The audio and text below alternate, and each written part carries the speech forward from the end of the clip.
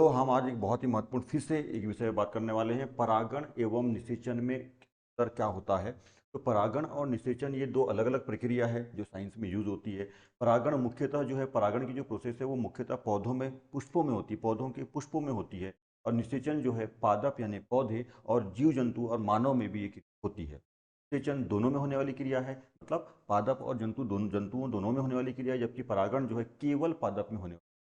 परागकण, परागकण से बना परागण और निषेचन, ठीक है, निषेचन यहाँ दोनों पे होता है, ठीक है, और यहाँ पे ये पादप केवल पादपों में होता है। अपन समझेंगे इसको बहुत ध्यान से, बहुत ही कॉम्परेटिव तुलनात्मक अध्ययन के माध्यम से समझेंगे, ऐसा कि बेसिक कॉन्सेप्ट आपके दिमाग में बन जाएगा।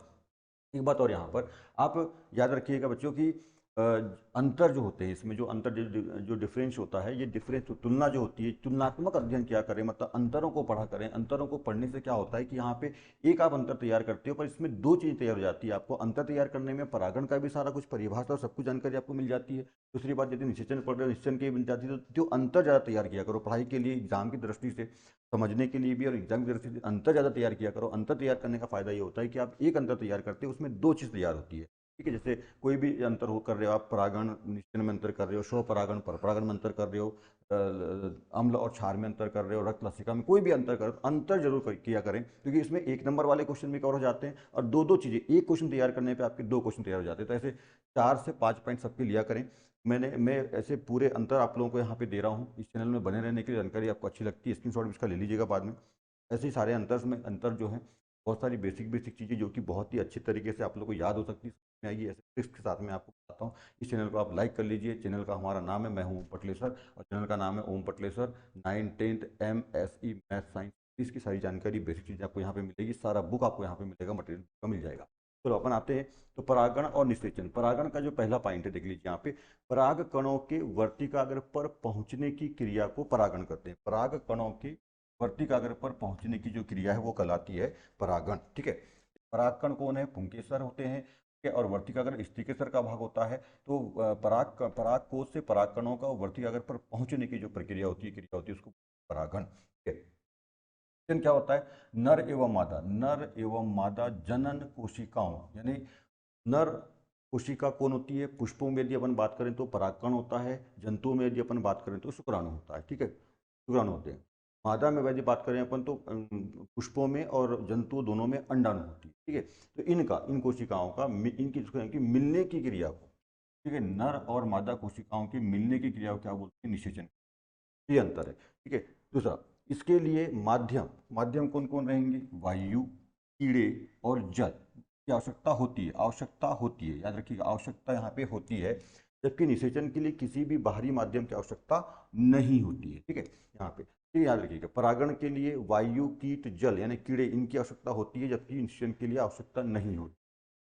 यह एक बाहरी क्रिया है, मतलब बाहर होने वाली क्रिया। परागण जो है शरीर के बाहर होने वाली क्रिया है, जबकि निषेचन शरीर के अंदर होने वाली क्रिया, शरीर के अंदर होने वाली। ध्यान रखिएगा, यहाँ शरीर के अंदर और यहाँ शरीर के बाह्य मतलब बाहर।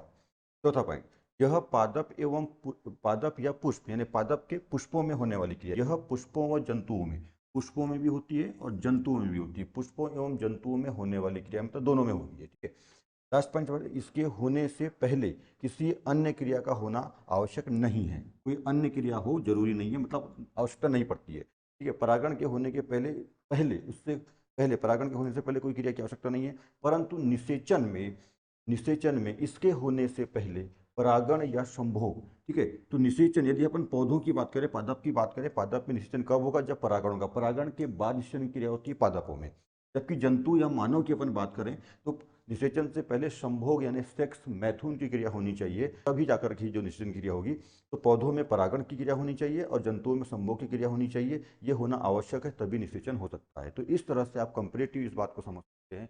तुलनात्मक अध्ययन ज़्यादा अच्छा होता है, याद करने में अच्छा होता है, क्योंकि यहाँ पे कंपेयर होती है एक दूसरे से, तो इसमें ऐसा है, इसमें नहीं है, ये चीज़ समझ में अच्छी आती है। इसी तरह की जानकारी, सबसे पहले इसका आप स्क्रीनशॉट ले लो, ठीक है। ये कक्षा 10वीं अध्याय 8 एनसीईआरटी का है, और ये इसकी केवल 10वीं में नहीं है, ये इसकी छोटी और इससे बड़ी क्लास में भी आपको अंतर आता है। और ये बिल्कुल बेसिक चीज़ें हैं। परागण निषेचन क्या होता है, ये बहुत जो है 12वीं के बाद जो है कॉम्पिटिशन में बहुत ज़्यादा पूछे जाते हैं। तो ऐसे ही अच्छी जानकारी और कंपेरेटिव स्टडी के लिए, क्योंकि हमारा कॉन्सेप्ट ही है ना, compare wise, concept wise connecting study जो लाइफ से हो सकती है। मैंने यहाँ पे आपको बताया कि ये जो क्रिया है पौधों, केवल पौधों में होने वाली क्रिया परागण, और निषेचन पौधे और जंतु दोनों में होने वाली क्रिया है। तो अपन बड़ा कंफ्यूज होते हैं, इसको अपन पादप में भी पढ़ते हैं, इसको अपन जंतु में भी पढ़ते हैं, तो बड़ा कंफ्यूजन हो जाता है। यहाँ पे आपको सारा कंफ्यूजन क्लियर हो जाएगा, है ना, इस तरह से। तो हमारे चैनल को ये जानकारी आपको अच्छी लगती है तो हमारे चैनल को लाइक सब्सक्राइब कर लीजिए। Thank you, good luck.